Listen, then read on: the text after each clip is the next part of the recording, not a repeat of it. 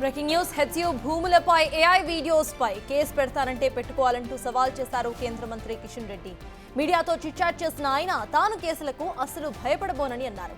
అర్ధరాత్రి ఫ్లడ్ లైట్లు వేసుకుని చెట్లు నరికేయవలసిన అవసరం అసలు ఏమొచ్చిందని ప్రశ్నించారు. హెచ్యు భూముల్లో జింకలు ఉన్నాయి అనేది నిజం, నెమళ్లు ఉన్నది నిజమని అన్నారు కిషన్ రెడ్డి. ఇక తాము ఏ ప్రభుత్వాన్ని కూలగొట్టాల్సిన అవసరం తమకు లేదని అన్నారు కిషన్ రెడ్డి. కాంగ్రెస్ పార్టీ 5 ఏళ్లు అధికారంలో ఉండాలని కోరుకుంటున్నట్లుగా చెప్పారు. ఇటు రాజాసింగ్ కమెంట్స్ పైన స్పందించారు ఆయన వ్యాఖ్యలపై ఇంటర్నల్ గా చర్చిస్తామని తెలిపారు. బండి సంజయ్ రాజాసింగ్ ఇంటికి వెళ్తే అసలు తప్పే ఉందని అన్నారు.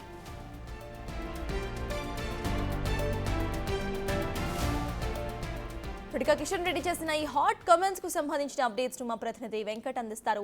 వెంకట్, చెప్పండి, ఈ కమెంట్స్ ని మనం ఎలా చూడాలంటారు? At the same time internal meetings లో కూడా చర్చిస్తామంటూ ఇటు రాజాసింగ్ గురించి కూడా వ్యాఖ్యానించారు. ఎలా చూడాలి? అప్డేట్స్ ఏంటి?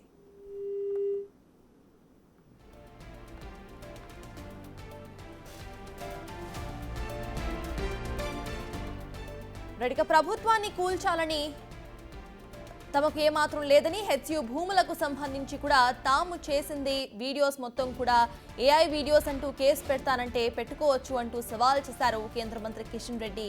ఇటు మీడియాతో చిట్చాట్ చేసిన టైంలో ఆయన వ్యాఖ్యలను చేశారు. తాను అసలు కేసులకు భయపడబోనని అన్నారు.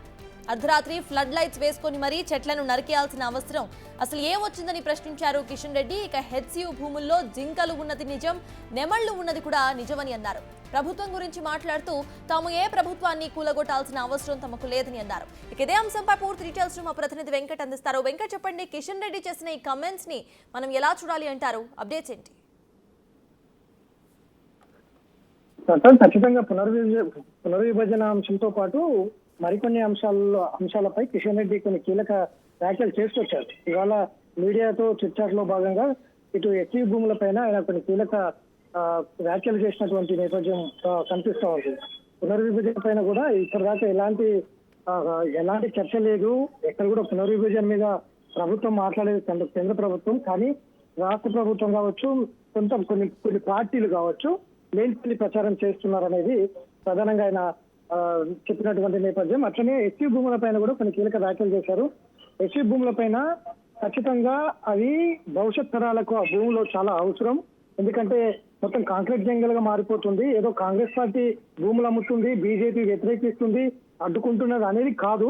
కానీ భవిష్యత్ తరాలకు అక్కడ గ్రీనరీ కావాలి, భవిష్యత్ తరాలకు ఆక్సిజన్ చాలా ఇంపార్టెంట్. మొత్తం కూడా నగరం అంతా కూడా కాంక్రీట్ జంగల్ గా తయారవుతున్నటువంటి నేపథ్యంలో అట్లాంటి భూములు కావాలి, అట్లాంటి ఎన్విరాన్మెంట్ కావాలన్నదే మా ఉద్దేశం అనేది ఆయన చాలా స్పష్టంగా చెప్పుకొచ్చారు. అట్లనే ఫారెస్ట్ ఎన్విరాన్మెంట్ చట్టానికి విరుద్ధంగా రాష్ట్ర ప్రభుత్వం చెట్లు నరికింది నిజం కాదా?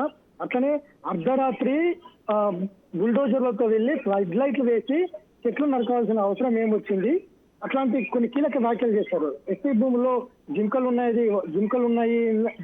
ఉన్నది వాస్తవం కాదా? నెమళ్ళు, వన్యప్రాణులు, అట్లనే అనేక పక్షి జాతులు కూడా అక్కడ నివసిస్తూ ఉన్నాయి. వాటన్నిటిని కూడా తెల్లచేదురు చేయడం సరైందా అనేది కూడా ఆయన ప్రశ్నించినటువంటి నేపథ్యం అయితే ఉంది. ఎస్సీ భూముల్లో బీజేపీకి సంబంధించిన ఎంపీ ఉన్నారు అనే వార్తలు వస్తున్నాయన్న ప్రశ్నకు ఆయన తప్పు ఎవరు చేసినా కూడా శిక్ష పడాల్సిందే.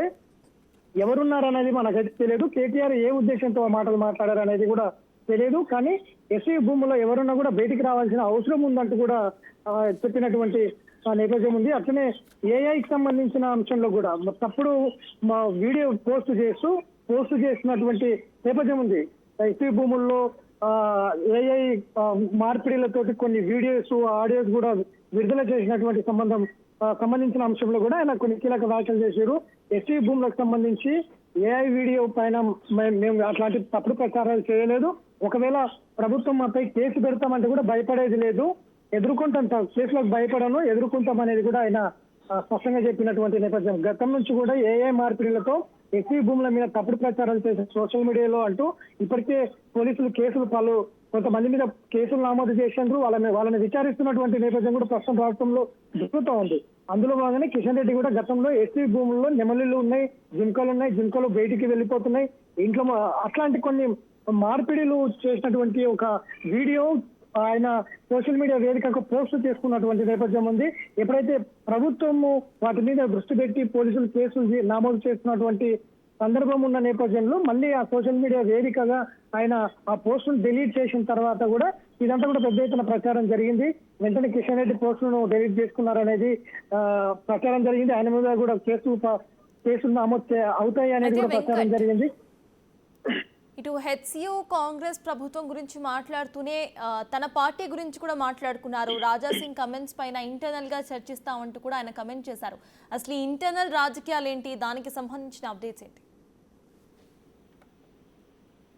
రాజసింగ్ సంబంధించిన అంశంలో కూడా గత కొన్ని రోజుల నుంచి కూడా వరుసగా ఆయన స్టేట్మెంట్లు ఇస్తున్నారు. సొంత పార్టీ నేతల పైన మేకప్ మెన్లు అంటున్నారు, టేబుల్ తూర్చే వాళ్ళు అంటున్నారు, టేబుల్ తూర్చే వారికే పదవులు దక్కుతున్నాయని గతం నుంచి కూడా. అట్లనే బీసీ ఎక్కడ ఉంది, బీసీ నినాదం అంటున్నారు కానీ బీజేపీలో బీసీ నినాదం ఎక్కడ ఉంది, అంత రెడ్ల రాజ్యమే నడుస్తుంది. అట్లనే రహస్యంగా గతంలో కేసీఆర్ తో ఒప్పందాలు చేస్తున్నారు, ఇప్పుడు రేవంత్ రెడ్డితో ఒప్పందాలు చేసుకుంటున్నారు నేతలు.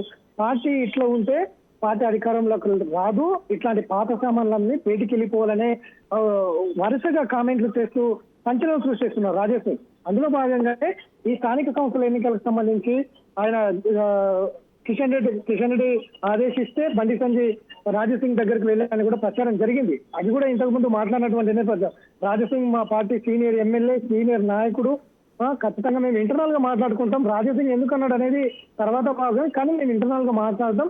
బండి సంజయ్ పోవడంలో తప్పేముంది, ఆయన మాకు కేంద్ర మంత్రి, రాజాసింగ్ తో మాట్లాడడం తప్పు కాదు, రాజాసింగ్ తో ఇంటర్నల్ గా చర్చిస్తాం మా పార్టీకి సంబంధించిన అంశాలు అవన్నీ అనేది కిషన్ రెడ్డి చెప్తున్నటువంటి మాట. కానీ అందుకు భిన్నంగా రాజాసింగ్ గత కొన్నాళ్ళ నుంచి కూడా కిషన్ రెడ్డినే టార్గెట్ చేస్తూ మేకప్ అని అనడం, అట్లనే ఏదైతే స్థానిక సంస్థల హైదరాబాద్ స్థానిక సంస్థల ఎన్నికల్లో గౌతమ్ రావు అభ్యర్థిని ప్రకటించిన తర్వాత అభ్యర్థిని గౌతమ్ రావునే నేరుగా టేబుల్ దూర్చే వారికి పదవులు అంటూ గౌతమ్ రావును ఉద్దేశించి మాట్లాడటం, ఇట్లాంటి అంశాలను కూడా రాజాసింగ్ వరుసగా కామెంట్లు చేస్తూ వస్తున్నటువంటి నేపథ్యం ఉంది. ఇప్పుడు దానికి సంబంధించిన అంశంలో కిషన్ రెడ్డి ఏమాత్రం దాని మీద స్పందించకుండా మేము ఇంటర్నల్ గా చర్చించి ఈ ఇంటర్నల్ అంశాలు అనేకం ఉంటాయి ప్రతి పార్టీలో, వీటి మీద మేము ఇంటర్నల్ గా చర్చించి దాన్ని పూర్తిగా తగ్గుమనిగేలా చేసుకుంటాం, మాది మేము చూసుకుంటాం అనే పద్ధతిలో కిషన్ రెడ్డి స్పందించడం జరిగింది. మరి చూడాలి ఇది ఇప్పటిదాకా బండి సంజయ్ పోయిన తర్వాత Raja Singh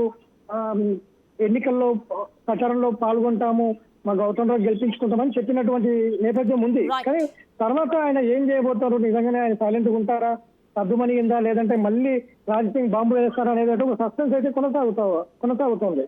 right, thank you Venkat.